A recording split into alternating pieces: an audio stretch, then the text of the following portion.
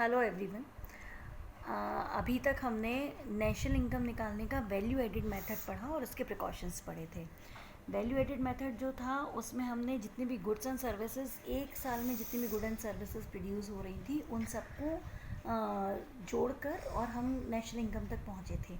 वहाँ पर हमने जब गुड्स एंड सर्विसेज लिया था तो फिर हमने जब उनका सबमिशन करा था तो हमारे पास जो वैल्यू आई थी वो थी जीडीपी एट मार्केट प्राइस।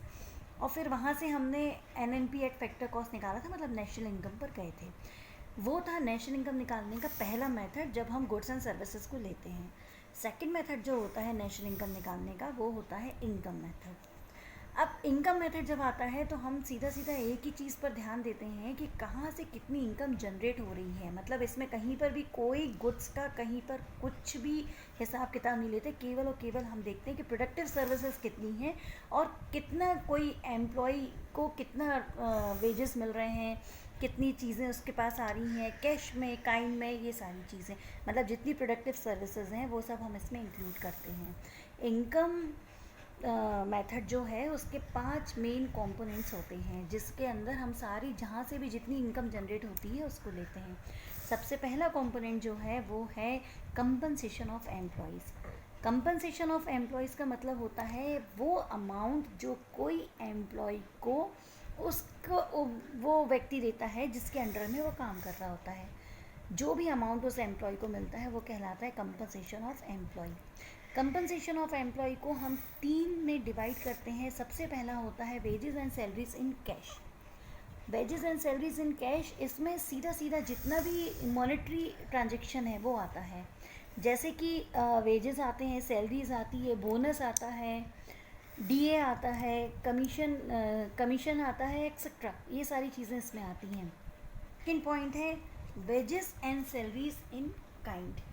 अब बेटा बहुत बार होता है कि किसी एम्प्लॉय को कैश में तो उसकी सैलरी मिलती है लेकिन उसको बहुत सारे बेनिफिट्स भी मिलते हैं उस पोस्ट को लेकर। ये बेनिफिट्स होते हैं जैसे उसको घर मिलता है, फ्री घर मिलता है, कार मिलती है, उसको बहुत सारी फैसिलिटीज़ मिलती हैं जैसे मेडिकल फैसिलिटीज़, ये सारी चीज़ें ये उस पोस्ट के कारण उसको मिल रही है। मतलब ये वो चीज़ है जो कैश के अलावा वो एंजॉय कर रहा है। तो ये होता है wages and salaries in kind. मतलब कंपनसेशन ऑफ एम्प्लॉय में पहली चीज़ जो उसको कैश में मिल रही है, सेकंड जो वो काइंड के रूप में एंजॉय कर रहा है। तीसरा होता है employees contribution to social security scheme. जितने भी एम्प्लॉयज़ होते हैं वो अपने पेमेंट का एक छोटा सा पार्ट सोशल सिक्योरिटी स्कीम जैसे जीपीएफ, पीपीएफ इनमें रखते हैं। ठीक, ये सारी चीज़ें उसको एक टाइम के बाद मिलती हैं, वापस मिलती हैं। एक्चुअली ये सिक्योरिटी के लिए है कि आप जो भी कमा रहे हो उसका एक छोटा सा पार्ट आपने अपने फ्यूचर के लिए रखा हुआ है। ये तीनों चीज़ें सीओई के अंडर में आती हैं। ये तीनों चीज़ें सबसे पहला जो कंपोनेंट है उसके अंडर में आती हैं। अब हम सेकंड कंपोनेंट देखेंगे इनकम मेथड का। सेकंड कंपोनेंट है रेंट एंड रॉयल्टी। रेंट का मतलब होता है वो इनकम जो किसी भी ऑनरशिप जो होती है उसके बदले में दिया जाता है। जैसे अगर मेरे पास एक घर है और मैंने उसको किसी को दिया हुआ है, वो कहीं कोई हमारे यहाँ किराए पर रह रहा है, तो उसका वो जो अमाउंट मुझे दे रहा है वो रेंट है, वो एक तरीके से मेरी इनकम है। मतलब मैं अगर किसी लैंड या बिल्डिंग की ओनर हूँ तो मुझे उसका रेंट जो मिलेगा वो मेरी इनकम का पार्ट होगा।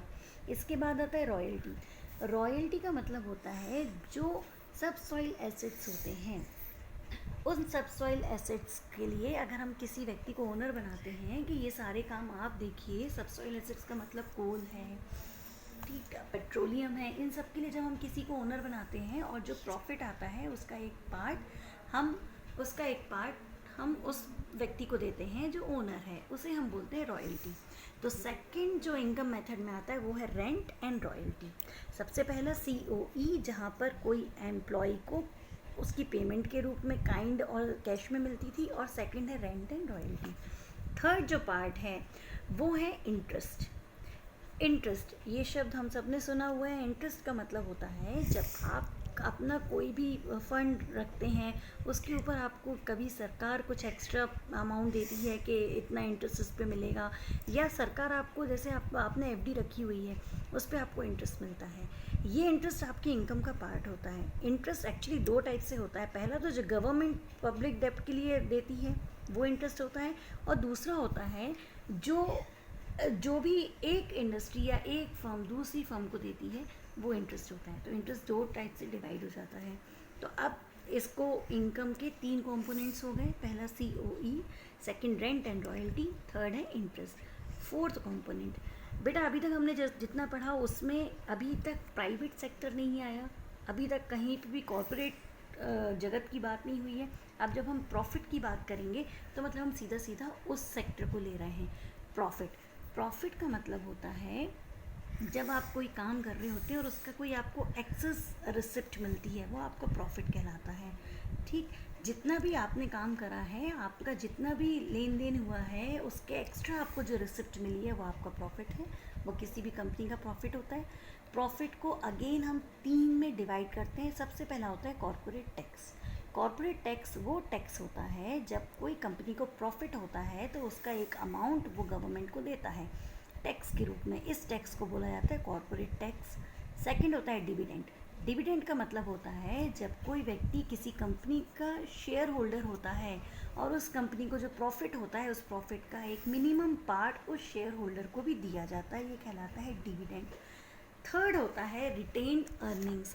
रिटेन्ड अर्निंग्स का मतलब जो भी कंपनी है उसने जो भी प्रॉफिट लिया उसका एक छोटा सा पार्ट वो अपने फ्यूचर के लिए रखता है, ये कहलाता है रिटेन्ड अर्निंग्स।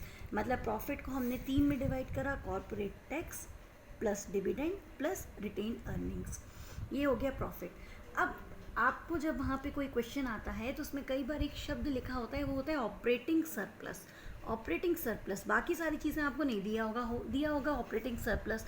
अब आप बोलो कि ऑपरेटिंग सरप्लस एक्चुअली है क्या, तो ऑपरेटिंग सरप्लस जो है वो एक्चुअली जो भी प्रॉपर्टी से हमको इनकम हो रही है और जो भी इनकम हमको एंटरप्रेन्योर से हो रही है, वो सारी इनकम को हम अगर जोड़ देते हैं, मतलब COE को निकाल दिया जाए, rent and royalty plus interest plus profit, इन तीनों को जोड़ दिया जाए तो हम कहेंगे इन तीनों को मिलाकर ऑपरेटिंग सरप्लस। मतलब हम इसमें COE नहीं लेते हैं, ये कहलाता है ऑपरेटिंग सरप्लस।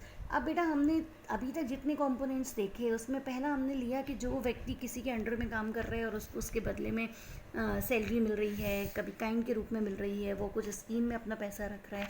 सेकंड हमने देखा जो किसी व्यक्ति को उसके प्रॉपर्टी के लिए मिल रहा है, मतलब रेंट एंड रॉयल्टी है, इंटरेस्ट है। फिर हमने देखा जो प्राइवेट सेक्टर है, मतलब जो प्रॉफिट अर्न कर रहा है उसको जो इनकम मिल रही है वो देखा। अब बेटा इन सब में वो इनकम रह गई है जो छोटे छोटे लोग हैं जिन्होंने छोटी दुकानें डाली हुई हैं, जिनके छोटे मोटा व्यापार है जहाँ पे ये प्रॉफिट और ये सारी चीज़ें नहीं आती हैं, उन लोगों की इनकम को हम अलग अलग डिवाइड ना करके एक लास्ट कंपोनेंट लेते हैं मिक्स्ड इनकम। मिक्स्ड इनकम में वो बाकी जितने भी लोग हैं जो हमारे देश के लिए इनकम जनरेट कर रहे हैं उन सबको हम इसमें ले लेते हैं। मतलब ये 5 कंपोनेंट्स अगर आप गौर करें तो इन 5 कंपोनेंट्स में वो सारी चीज़ें आ गई हैं जहाँ से इनकम जनरेट हो रही है। पहला COE, second rent and royalty, third interest, fourth profit and last mixed income. अब ये पांचों चीज़ों को जब हम जोड़ते हैं बेटा तो सीधा सीधा हमारे हाथ में डोमेस्टिक इनकम आ जाती है, क्योंकि सीधी सीधी बात है, इनकम की बात हो रही है, यहाँ पे टैक्सेस कहीं पर नहीं आ रहे हैं, हम टैक्सेस अलग करके बात कर रहे हैं, मतलब माइनस NIT ले रहे हैं। मतलब जो भी बात हो रही है वो फैक्टर कॉस्ट पर हो रही है।